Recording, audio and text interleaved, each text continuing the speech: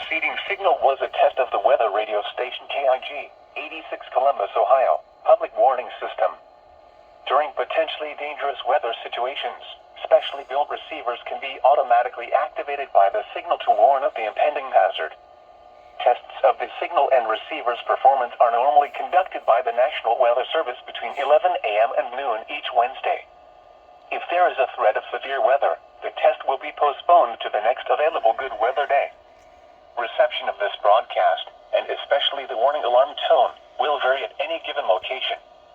This variability, normally more noticeable at greater distances from the transmitter, can occur even though you are using a good quality receiver in good working order. The warning alarm tone will be activated for hazardous watches and warnings for the following counties: Champaign, Clark, Delaware, Fairfield, Fayette, Franklin, Greene, Hocking, Knox, Licking, Madison, Marion, Morrow, Muskingum, Perry, Pickaway, and Union. This concludes the weekly test of weather radio station KIG, 86 Columbus, Ohio.